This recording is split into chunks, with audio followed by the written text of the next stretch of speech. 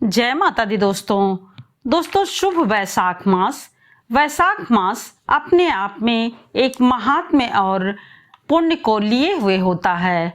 ऐसा कहा जाता है कि वैसाख मास में अक्षय तृतीया हिंदू धर्म में एक ऐसा जो है ये माना जाता है, विशेष माना जाता है सनातन धर्म में कि अक्षय तृतीया इसलिए विशेष रूप से महत्व रहती है क्योंकि इस दिन बिना कोई भी शुभ मुहूर्त देखे हुए कोई भी शुभ कार्य किया जा सकता है। यानी इस दिन को अबूझ दिन कहा जाता है, यानी इस दिन को कहीं भी देखा सुना नहीं जाता। इस दिन जो भी कार्य करेंगे वह बहुत ही कल्याणकारी और बहुत ही शुभकारी माना जाता है। अक्षय तृतीया वैसाख मास के शुक्ल पक्ष की तृतीया को मनाई जाती है। यह अब की बार 2024 में 10 मई को अक्षय तृतीया पड़ रही है, अर्थात अक्षय तृतीया मनाई जाएगी। अक्षय तृतीया की पूजा विधि कैसे है और महत्व क्या है, यह दिन किन किन चीज़ों के लिए याद किया जाता है, तो देखिए दोस्तों, अक्षय तृतीया के दिन ही त्रेता युग की समाप्ति हुई थी और सतयुग का प्रारंभ हुआ था। इसी दिन बांके बिहारी के चरण के दर्शन होते हैं और यह दिन ऐसा माना जाता है कि परशुराम जयंती के रूप में भी मनाई जाती है। अक्षय तृतीया को आखा तीज के नाम से भी जाना जाता है।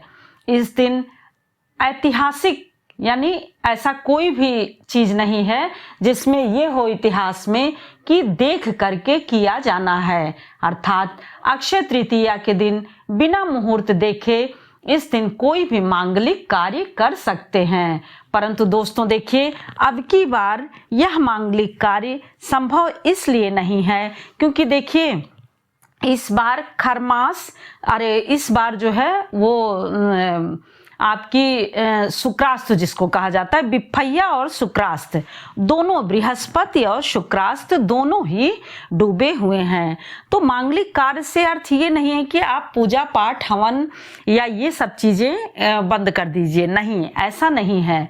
मांगलिक कार्य में सिर्फ शादी, विवाह, मुंडन इन सब की रोक रहती है, गृह प्रवेश इन सब की रोक रहती है। बाकी आपको जितने भी, चाहे वह सत्यनारायण भगवान की कथा हो या फिर कोई और पूजा हो, रामायण हो, जप हो, शिव जी का कोई जप हो या फिर लक्ष्मी माता की पूजा हो, विष्णु भगवान का पूजन हो, यह सबको अभी भी इस अक्षय तृतीया को करना है या फिर कर सकते हैं क्योंकि यह सारे मांगलिक कार्य अपने लिए होता है और यह तिथि सबसे शुभ और उत्तम मानी जाती है। अब की बार इसीलिए थोड़ा सा मतलब वो है कि शुक्रास्त और बृहस्पतिवार डूबे हैं, इस वजह से शादी आदि का, गृह प्रवेश आदि का लग्न मुहूर्त नहीं रहेगा। नहीं तो लोग कोशिश करते हैं कि अक्षय तृतीया के दिन ही शादी ब्याह या जो फिर अच्छे कार्य होते हैं उनको करने की कोशिश करते हैं, परंतु अब की बार ना होने से कुछ लोगों के मन में थोड़ा सा वो है, परंतु ऐसा नहीं सोचना चाहिए। शादी विवाह उसके बाद जो मुहूर्त है उसमें करिएगा। इसमें जितना अधिक से अधिक दान, उद्यान, तप और गंगा में स्नान, या फिर एक तरह से कहिए कि देखिए दान उद्यान में कोई जरूरी नहीं है कि आप जो है कहीं किसी बड़े मंदिर में जाकर के बड़े किसी ब्राह्मण को, ऐसा कुछ नहीं, आप कहीं भी जाकर के गरीबों में भी कोई सामान वितरित कर सकते हैं। यह भी आपका जो है एक बहुत बड़ा दान करने और पुण्य के समान माना जाता है। तो अब की बार दोस्तों अक्षय तृतीया 2024 10 मई प्रातः यानी 10 मई को प्रातः काल 4:17 से प्रारंभ हो रही है और वहीं पर तृतीया यानी तिथि जो है अक्षय तिथि 11 मई को 10:51 तक समाप्त हो रही है। तो इस प्रकार से हमें 11 मई दोपहर तक मिल जा रहा है। तो इन सब शुभ मुहूर्त में आप जो भी करना चाहें अपने कल्याण के लिए, स्वयं के लिए, परिवार के लिए, वह और जितना कर सकें। देखिए कोई चीज़ बाधित या फिर उस पर एक तरह से ये नहीं होता है कि आपको बंदिश लगी हो कि आपको ये करना ही करना है। बस जो चीज़ें आप खुश हो करके और बहुत ही आराम से कर सकें वह सारी चीज़ें अवश्य करनी चाहिए अपने और अपने परिवार के कल्याण के लिए। इस बार देखिए बहुत सारे शुभ योग भी लग रहे हैं, जिनमें कि शशि योग और गज केसरी योग और बृहस्पति योग लग रहे हैं। तो इन सब का भी विशेष रूप से लाभ है। गज केसरी काल में भी आप बहुत सारे, मतलब ये कि पूरा दिन ही ये बहुत अच्छा होता है, तो आप उस समय अवश्य करें जो कुछ करना हो। अब विष्णु भगवान लक्ष्मी जी की पूजा अवश्य करें। ऐसा करने से अनंत गुणों की, यानी अनंत अनंत कोटि गुना फलों की प्राप्ति होती है। जितनी भी परिवार में कहीं भी समस्याएं या फिर बाधाएं होंगी वह सारी समाप्त हो जाती हैं। इस दिन आप हो सके तो पीला वस्त्र धारण करें। और जैसा कि हमेशा सभी व्रतों में करते हैं, देखिए अक्षय तृतीया का व्रत नहीं रहा जाता है, यह आप एकदम विशेष रूप से ध्यान दे दीजिए। लेकिन कोई है ये सोचते हैं कि हम नहा धो करके स्नान दान करके तभी कुछ ग्रहण करेंगे।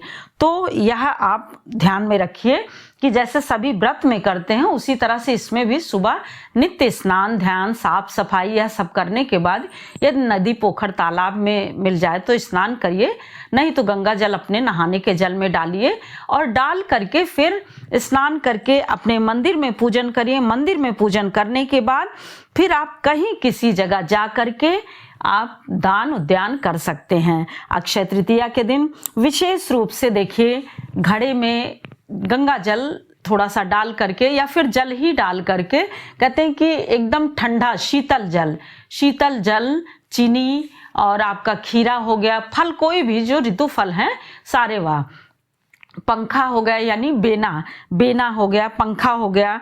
और आप देखिए कि जो चीजें इस समय थोड़ा सा ठंडा प्रदान करें, जैसे छाता हो गया, चप्पल हो गया, इन सब चीजों का दान अवश्य करना चाहिए। अब देखिए सोने की रही बात, तो सोना यदि अवश्य खरीदना है तो, परंतु आप सोना खरीदने से अधिक दान करना भी बहुत ही ज्यादा महत्वपूर्ण होता है। तो इन वस्तुओं में से जो भी आपके लिए सुलभ हो जाए उन वस्तुओं का दान अवश्य करिए। और जिस दिन आप नहाने जाते हैं तो जौ, तिल, अक्षत ले करके हाथ में ले करके संकल्प लेकर के प्रार्थना करिए गंगा माता से कि हे गंगा माता, हमारे परिवार का सभी अरिष्ट कट जाए, सभी बाधाएं समाप्त हो जाएं। और ऐसा करके संकल्प लीजिए। संकल्प लेने के बाद आप दान करिए। यदि आप ऐसा करते हैं, भोग लगाते हैं, प्रसाद लगाते हैं, तो सारे आपके जितने भी अवरोध हैं, अरिष्ट हैं, वह सारे कट जाते हैं। यानी अपने जीवन को खूब आप जो है अच्छे से अच्छा अपने जीवन में सुख समृद्धि ला सकते हैं, कृपा प्राप्त कर सकते हैं।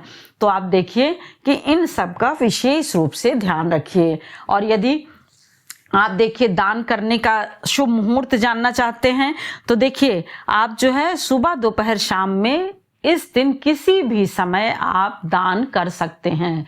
दोपहर का समय जहाँ पर अभिजीत मुहूर्त होता है, वही सुबह का ब्रह्म मुहूर्त का समय होता है।